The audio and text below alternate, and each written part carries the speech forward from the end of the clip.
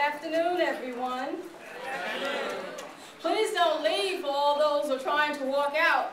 You might miss $1 million. I have retired from New Jersey Transit after 27 plus years. And I've been going for 3 years, and in the 3 years, I've opened up my own business. I am now president of J. Walden and Associates. So now I've had the opportunity of sitting on this side of the table, and now I've joined you on the other side of the table. And to do that, I started the business 3 years ago, but I went and worked for someone else for 2 years to learn the business. I went to work for the oldest minority construction company in the country, McKissick & McKissick.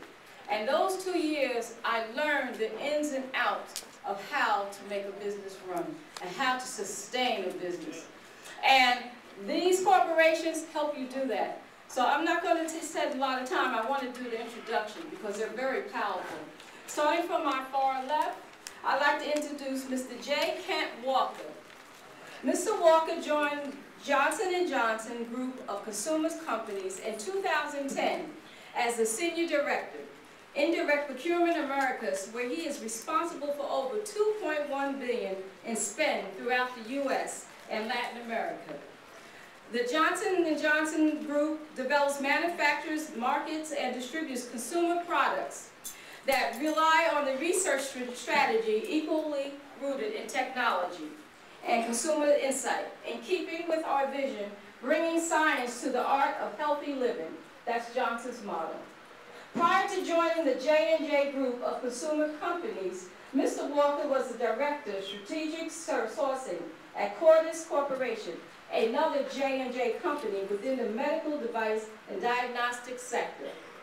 While at Cordis, Mr. Walker led the efforts to assess and improve adherence to the CREDA Johnson & Johnson's long-standing corporate value guide. He led a team in the restructure of the company and was active in many communities across the company's initiative. Mr. Walker is an experienced business leader with over 25 years experience in consulting and direct management, who delivers consistently exceptional values and business results through holistic problem solving. Mr. Walker holds a Master's of Business Administration degree from Northern University, Kellogg's Graduate School of Management, where he served as the student president. He also holds a Bachelor of Science degree from Cornell University, where he's majored in business management and marketing and interpersonal communication. Mr. Walker lives in his hometown of Montclair, New Jersey, with his wife, Kim, and son, Harrison. Mr. Walker. I'd like to introduce you to Sandra Nielsen. Sandra Nielsen is Manager of Supplier Diversity at Verizon.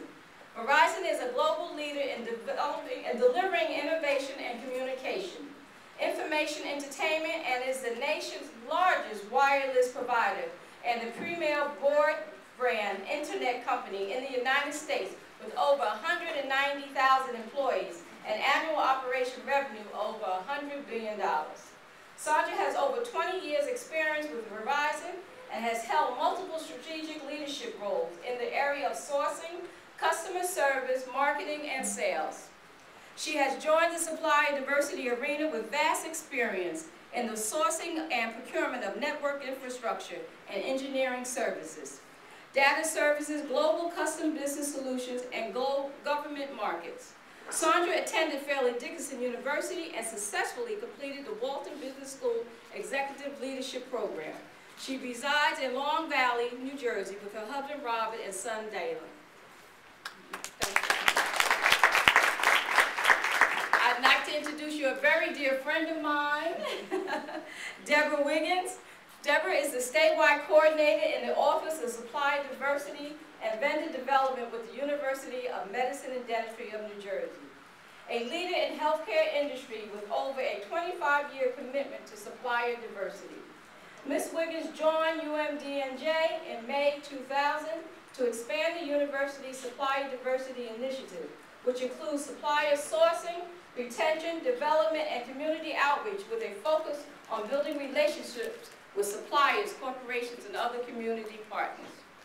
Increasing the number of diverse suppliers participating in the sourcing process has been her primary goal.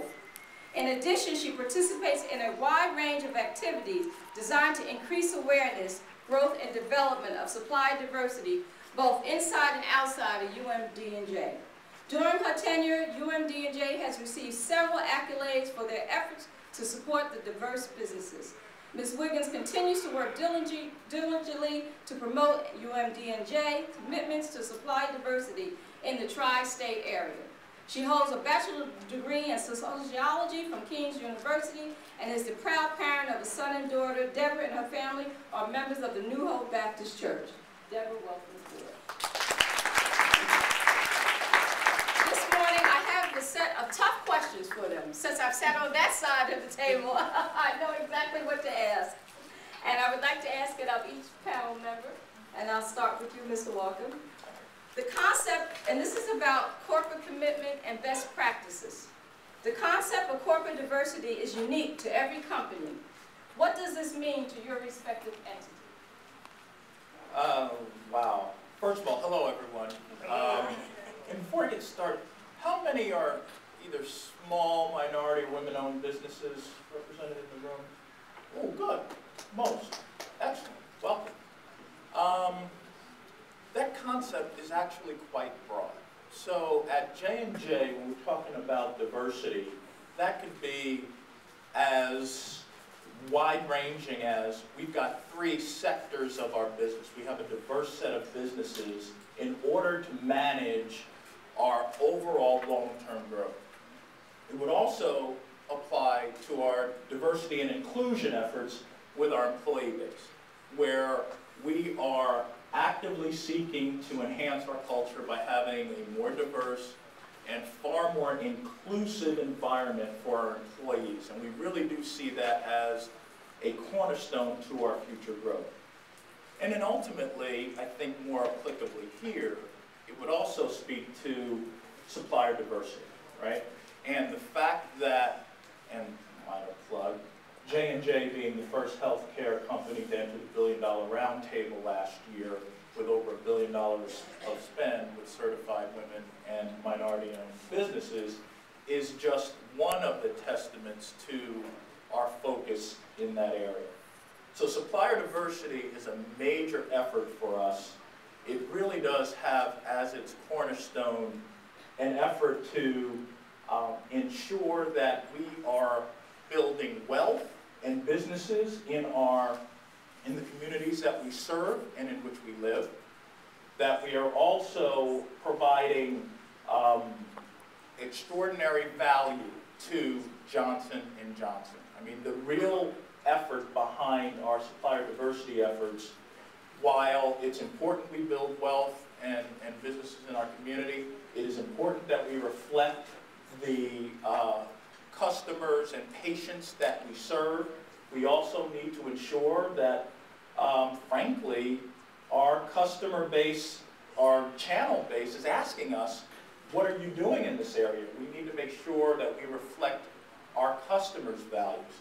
But at the end of the day, we ultimately need to generate value for Johnson & Johnson. And in my opinion, from a supply-based standpoint, a diverse and women-owned supply base offers a lot of extraordinary and untapped value. Thank you. Sandra. Okay. At Verizon, corporate diversity means cultivating an inclusive organization. And we have main elements that we focus on at Verizon for that purpose.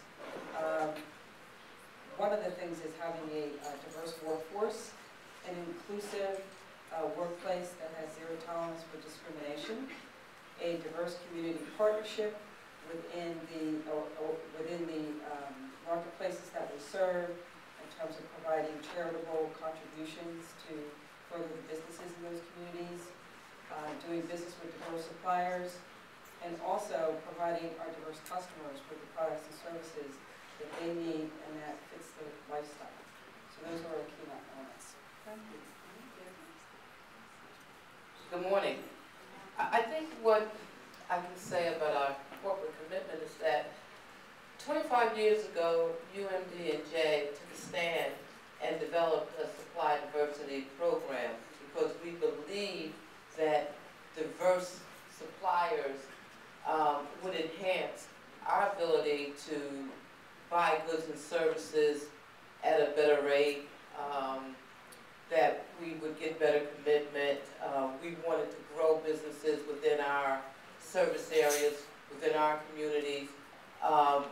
We believed in a diverse supplier base. So with that being said, over the years, we have developed and cultivated the program to the point, I know most of the people in the room are aware of the things that we do within UMD and J throughout the communities, our networking with other corporations and companies throughout the tri-state area. It's all about developing suppliers, developing to the point where you're getting sustainable business within the university. And if you're winning, we're winning. So. And Deborah, I think you've touched on my second question. How does your minority business development process work? And what are the external opportunities or barriers for future success? You want to continue? Well, like everyone else, there are external barriers. We have to face that. The economy is a barrier for all of us.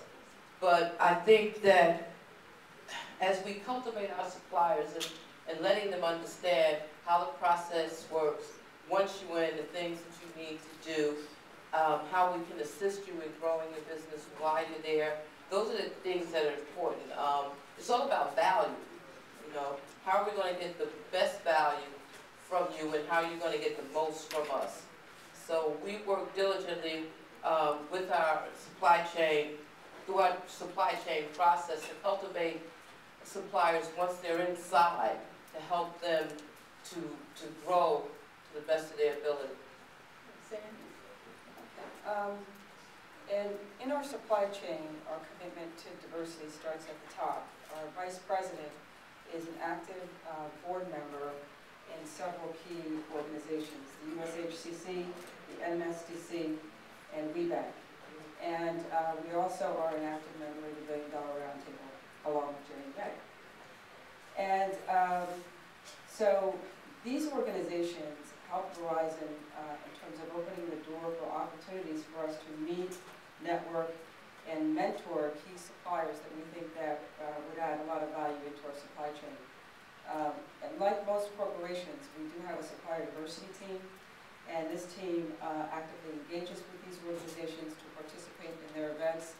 We also have developed internal programs and initiatives that we have implemented over the years to drive building a mutually beneficial relationship with the small businesses, minority businesses, and diverse suppliers. Ken, opportunity, barriers? Barriers. Oh, I didn't mention barriers. We do have a few of those. We do, unfortunately. We do have a policy to make sure that we offer suppliers, diverse suppliers, maximum opportunities to participate on an equal basis with all of our suppliers. But with this, the economy and the position we are in now, there are several areas within our supply chain, unfortunately, where we are consolidating and reducing the number of suppliers in our base. So that really is one of the barriers that we're facing right now. Absolutely. I was going to start with the barriers because it's exactly consistent with Verizon's for J&J, but as far as how our supplier diversity area works, I think there are really three significant keys to the success we've had thus far, and these three areas that really are going to be the foundation for our future success. And one was mentioned previously is leadership from the top. Mr. Weldon put a supplier diversity figure in his goals and objectives upon which he would get or more or less bonus money. Once that happened, it was amazing that the amount of support and the widespread understanding of supplier diversity and what we were trying to do, how that diffused throughout the organization. Which leads to the second key. We have literally, and I hope I'm not over that, I'm almost positive, it's only one full-time person solely focused on supplier diversity. It is not a separate organization who has that responsibility. every single procurement person in the organization has, specifically in their G&Os, some supplier diversity goal and objective. But more importantly, many of our business partners who are also a part of that procurement process are increasingly aware of the importance of supplier diversity and also take ownership in it. Some of our areas of future growth is to get goals and objectives, get their goals and objectives to reflect that as well. That would be the next step. We're not there yet, right? And I'd say the third area that is absolutely critical, that has been absolutely critical to our success and will continue to fuel future success should we be so lucky, and that is a firm understanding throughout the organization of the value of a diverse supply base. It's not just the right thing to do.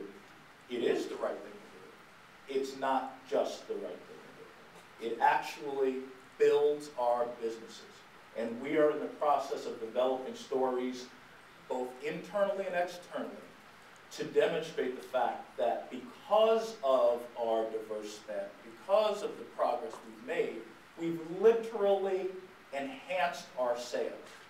There were sales opportunities open to us either in government, for government entities, through even the Walmarts of the world are asking these questions in their RFPs. What have you done for your community? So being able to demonstrate those successes, tangible successes, and understanding the true value that a diverse supply base brings is really what's helped to fuel our growth, and I think will continue that growth in the future. The one downside is, from a procurement standpoint, purely procurement standpoint, and even our business standpoint generally, we're too complex. We need to reduce our complexity. The way that manifests itself in procurement, we've got a tail of spend, very little, too many suppliers. We need to reduce that. Sometimes that could have a disproportionate effect on our diverse and women-owned businesses. But we are very confident in our ability to do both and to manage that challenge. But it is a challenge, and it could be a barrier to our future growth. Well, then the next question kind of piggybacks on what you're talking about. You have too many suppliers, and this is about capacity building. Explain what an entity does to promote growth of minority businesses to reach the next level of participation. Deb. We're in a complete supply chain mode, and being as such, everything we do, of course, is geared to bringing in the small businesses, trying to make sure that 25% of our dollars spent goes towards small businesses. Last year, I think we can safely say about $377 million was spent by the university in our general spend. 42 million of that went to small businesses, and about 32 million was spent in the city of Newark between the Newark campus and the hospital. So our commitment to diverse suppliers is there, to building that capacity. And as I said before, through our supply chain process, we are geared towards development, cultivation, and enhancing the economic part for our suppliers. So we don't just put out a bid and we go around the state wanting you to be part of the process. Once you win, we work with you and help you navigate through the system, develop you in terms of how do you work with departments, if there's a problem in your contract, what you need to do to resolve it, making sure that your funds are there, helping you to prepare for upcoming opportunities. So we work hard with our suppliers. Sandy, capacity building. Yeah, capacity building. Okay, so really what we're focusing on with small businesses and diverse and minority suppliers is education and training, especially technical training. And we have several ways that we go about that. We have a diverse community partnership where with organizations in our community, we provide charitable grants in terms of educating and delivering tools that our community can use to grow our businesses and hopefully help to develop and increase the economic prosperity of the communities that we serve. We also, in terms of education and tools, we have a specific portal called our Small Business Portal that for the last 4 quarters has been recognized as the top small business portal on the internet. And there is effective online experiences that we have in that portal, including business tips, relative business articles directly related to small businesses, and online learning webinars that you can take at your own pace. So if you haven't checked that out, you should. There's a lot of good information in there. Our latest webinars are how to network your business with people and technologies, and also 10 tips to turn your business around. So get in there, there's some good information. It's www.verizon.com/small-business-blog. Okay, the other thing that we rolled out soft launch last year and on a national basis is our Premier Supplier Academy. And this is a business engagement program that we developed internally. And this is a mentoring program as well as tips on how to do business with large corporations. We provide one-on-one mentoring. We also provide opportunities with some of our prime suppliers. You'll have an opportunity to network with them in terms of subcontracting opportunities. And then we also have an annual supplier summit. We've done this for the last 3 years. Again, bringing in key prime suppliers and diverse suppliers to allow network opportunities, not only with the suppliers and amongst the suppliers, but also with our key business stakeholders and also with our key executives, where we provide information on how to do business with large corporations and provide information to our suppliers on our key objectives and what we need from them in order to make us both successful. Thank you. Ken. Capacity building. 2 aspects. One, externally. We participate broadly in WeBank and the NMSDC, either through the regional councils or through the national organizations. And through those efforts, we absolutely are casting a wide net to try to help either encourage more participation and more businesses to develop, but also provide support in the educational aspects through those venues and others, by the way.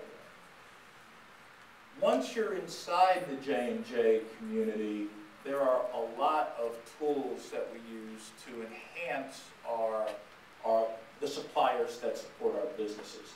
Just a couple might be, for example, we send many folks to get their mini MBA programs, either at Kellogg, which is my alma mater, is one that I'm most familiar with, but also at Columbia and other schools, to enhance their education and understanding of how to run their small business. On the direct side, when we have suppliers either in our external manufacturing organizations or providing direct materials to us, we are constantly working with those organizations to help them either grow specific capacity to meet our growing needs. And I'm recalling one instance in particular where we both accelerated our payments. We actually have even gone out and paid for raw materials that they're using on our behalf in order to help with cash flow, in order to provide them the bandwidth to grow as we were growing. We brought companies in to work with us in our planning organization to understand how we plan and how we do business so that they can serve us better. So while we may not have a unified program, it sounds like Verizon has an extraordinary program. We may not have a similar type of program. we do have a lot of efforts out there to try to help grow not only businesses that aren't supporting us today, but hopefully will tomorrow, but also the ones that are supporting us today. Thank you. Very informative. I'm going to ask one last question, and then I'm going to open it up to the floor. Where do you see minority suppliers falling short during the RFP submission process? And do you see that piece part of it? Yeah. Stan. Okay. I think first and foremost, you need to make sure you understand the business model, and also make sure that you understand the technical requirements of the RFP, and make sure that you have a good presence in the marketplace where the RFP is going to be awarded, and understand the market pricing for that area. There's a big, and we're, you know, a national global company, so for us there's a, you know, big difference in somebody bidding on work in Alabama versus bidding on work in New York. The price structure is different, and so on. And just make sure that you've got, I wanted to mention this too, because there was a question on professional services and construction. Make sure in the construction area that you have good resources on your team, both within your company and that you subcontract with, because at Verizon, the reputation that you have in that area is extremely important. And for professional services, we have a very, very strong base of professional service vendors at Verizon. A good majority of them are diverse.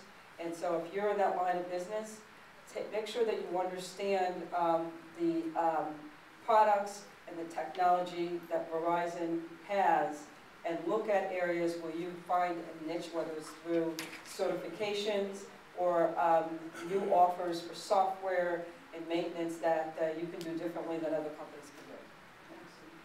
Yep. I would have to agree with what she said.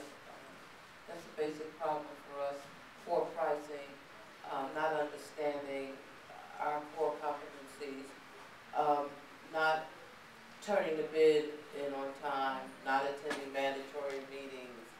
And generally, I would agree with that. Okay. Multifaceted answer. So for me, first and foremost, what I have seen, and it's probably due to my approach to supply diversity, but what I have seen is a lack of understanding of the true differential value that your company provides. A Me Too in our world just won't make it. So an understanding of what is the true core value you provide and how it differentiates itself from others goes a long way.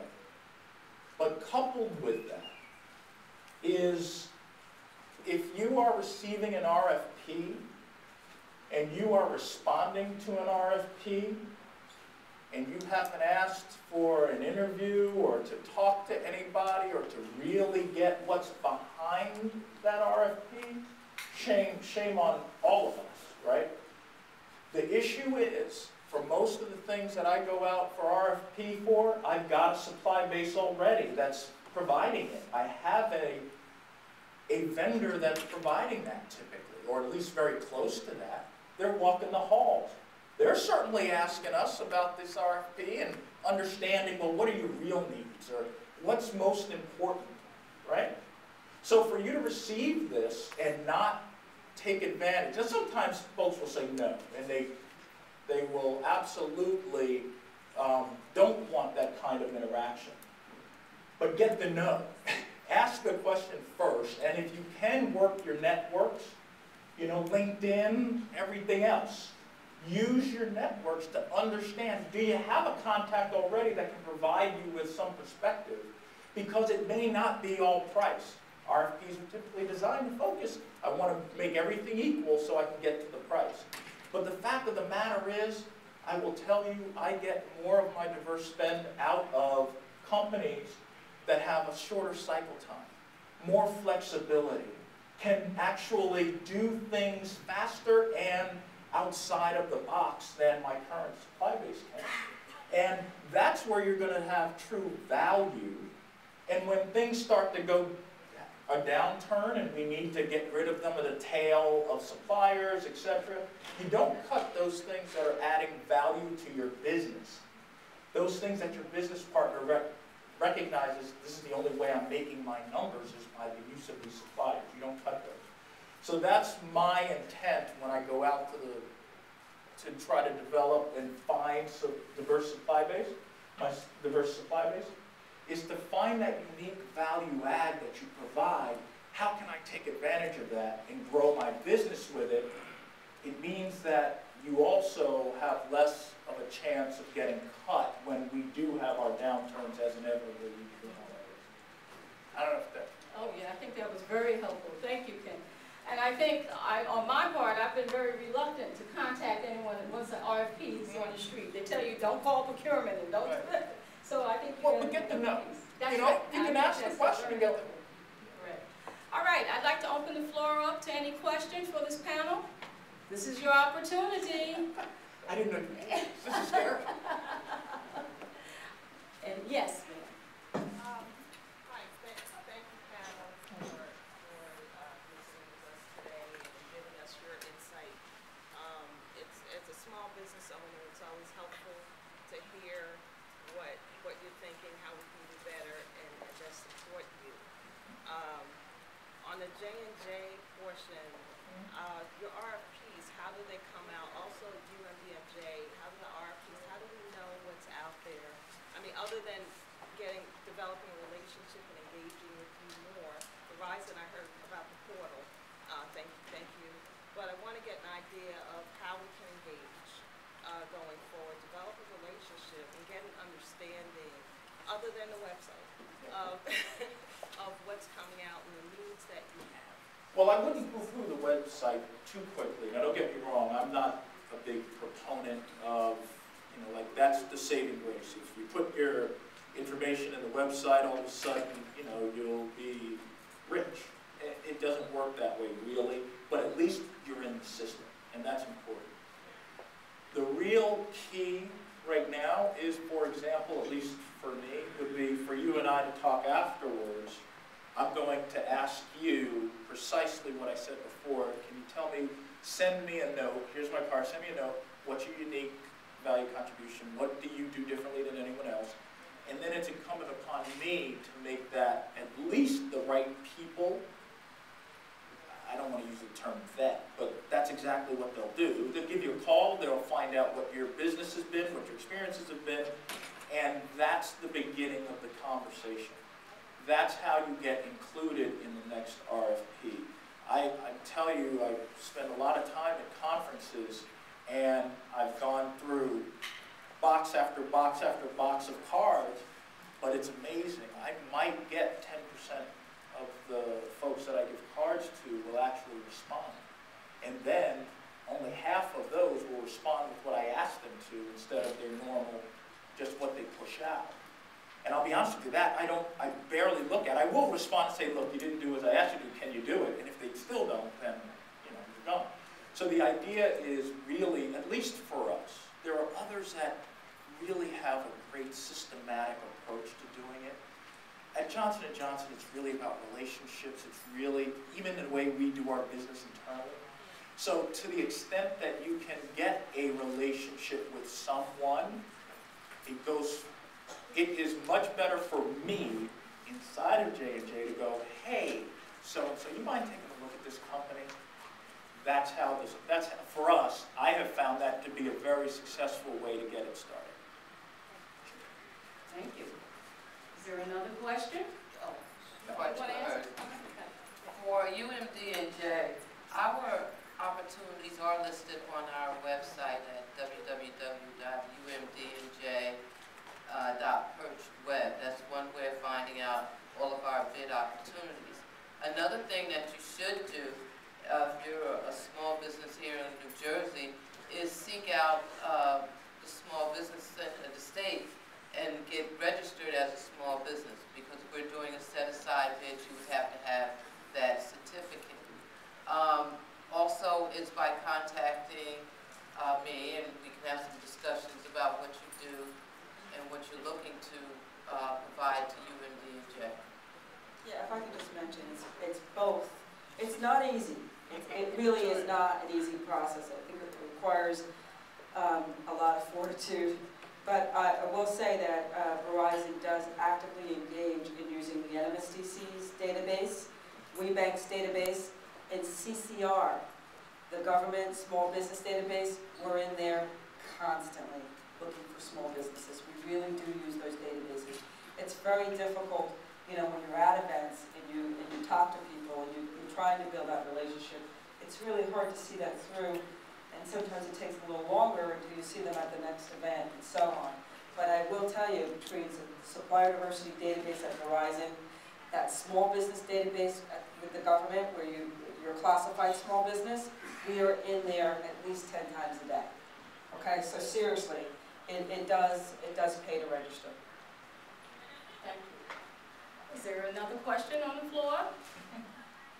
Yes, please. Hi, I have a question.